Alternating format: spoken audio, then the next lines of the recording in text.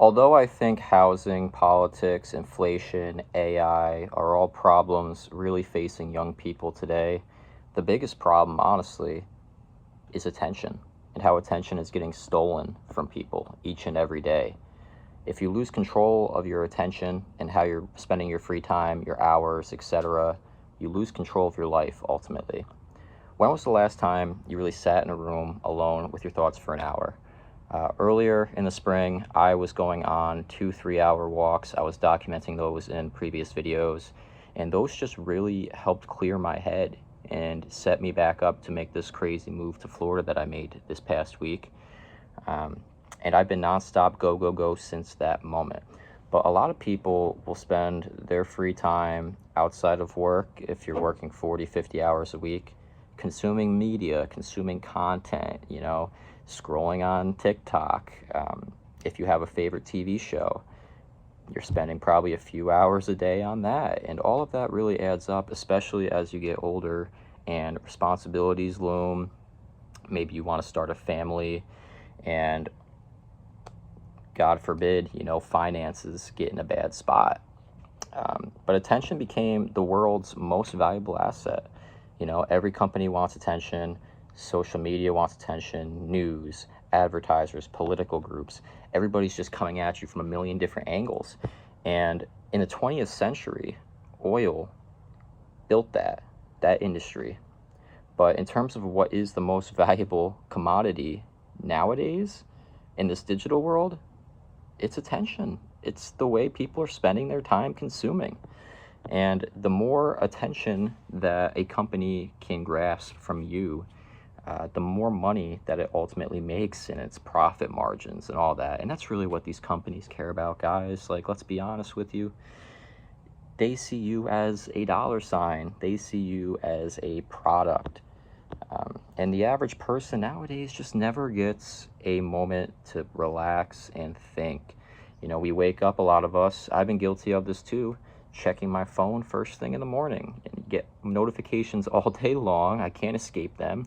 Constant emails, right? And I've thankfully cut out, scrolling and like TV and other kinds of medias. And I only kind of consume stuff that I view as helpful to me.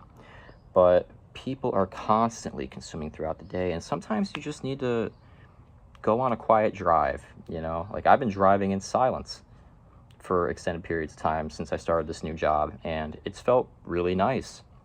And I go into work with a clear head by doing that. And many people wake up stimulated and they go to sleep stimulated. I think it's pretty important to have a little buffer early in the morning and have a nice routine, and then before you go to bed, avoiding that screen time. I would say probably at least for like a half hour, right? It's just the problem is, when do we actually think anymore? Just think about life. Think about where you want to go. What's your ideal way to construct that for your future? And if you're in your 20s like me, I'm approaching my late 20s now. Time flies. And this is an era for you guys that are in that, where you should try some things out. You should experience a lot of life. Do it in a responsible manner so you're not, drowning in debt for the rest of your life, right? But there's ways to go about it. Absolutely. And the constant stimulation ends up shortening attention spans. It makes us worse in face-to-face personal conversations. It gives us difficulty reading books. I mean, I wish I read more. I read from time to time, but reading books in my early 20s was really a way that I learned a ton about psychology, finance, how to connect with people. I was pretty awkward for a little bit, and now I feel like I'm, a developed adult that is capable of being thrown in different situations, communicating with people of all different backgrounds, and holding my own in that regard. And just the anxiety of constantly being go, go, go. Just sometimes you just need a second to breathe. You just need a second to breathe and relax and not be mentally exhausted. Everything since I came down to Florida has been going really smoothly so far, and I think a lot of that has to do with just I'm trying to keep myself grounded. I'm trying not to panic. There's been a lot of random wild stuff that's happened to me. Like my car has basically almost exploded and overheated on a few drives already. And the apartment search, I had one apartment, which I'll talk about in my next video, that reached out to me saying there was an emergency and I wanted to really tour that apartment. And yesterday was the only day I could really tour because I have to go to, training all of this coming week. But not to get too much on a tangent here, but there's always something, to distract you and throw you off course, and you just got to stay centered. You just absolutely got to stay centered. I've caught myself reaching for my phone after 30 seconds of boredom in the past. I'm trying to be better about that. And I think it's difficult for me because I have, thankfully, a great group of friends, guys. I really, really do. And I want to text those people. I want to stay engaged throughout the day.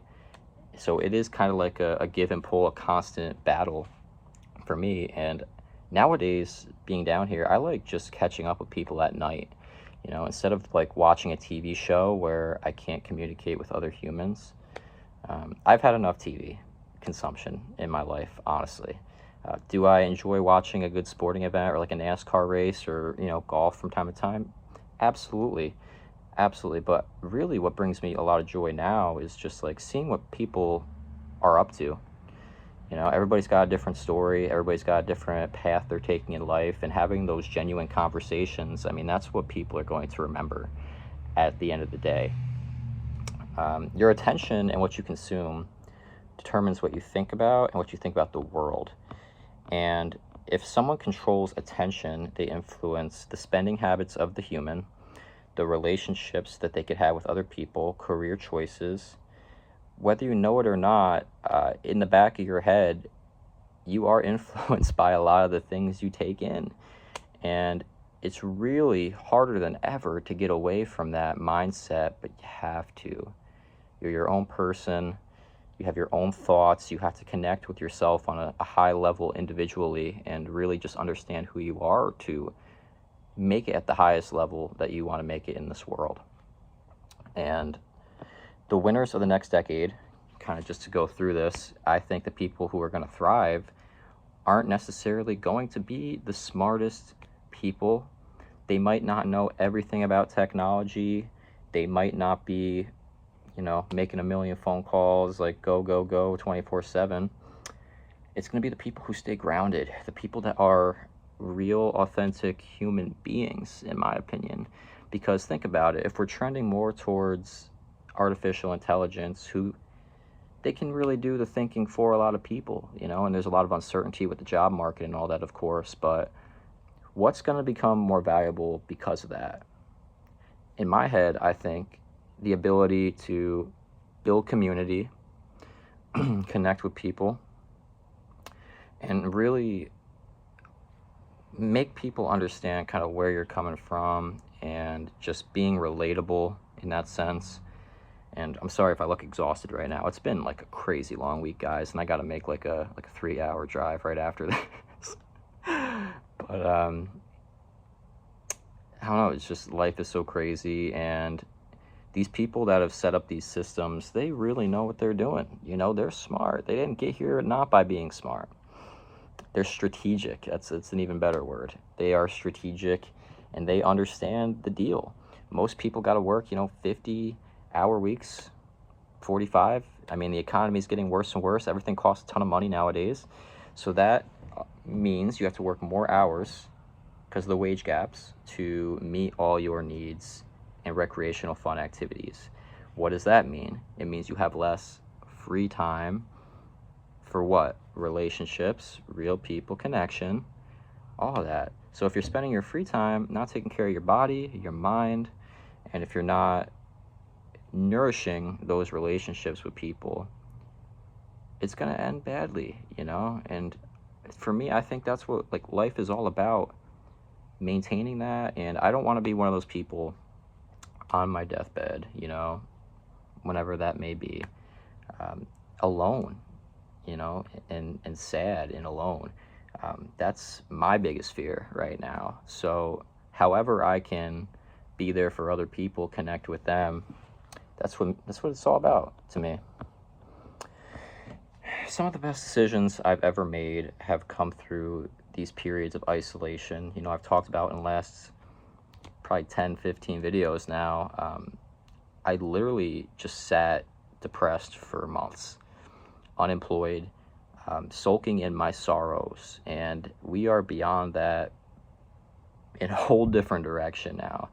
But I also think I really had to go through that period in silence, just sitting with my thoughts and becoming accustomed to that feeling that something was wrong. You know, it just didn't feel right to me what was happening. And ultimately coming to the conclusion that I was meant for more in this life. Like, I wanted to create this YouTube channel for community. I wanted to move to a better place and set myself up and really just challenge myself to be great. To be great.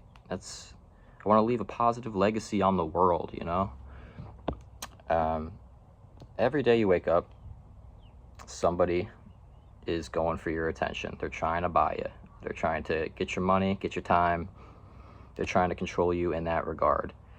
So just remember this message and remember that you are in control. This is your life. Wherever it goes, whatever you decide, your future ultimately follows, and I think we're all capable of amazing things. Thank you guys for watching.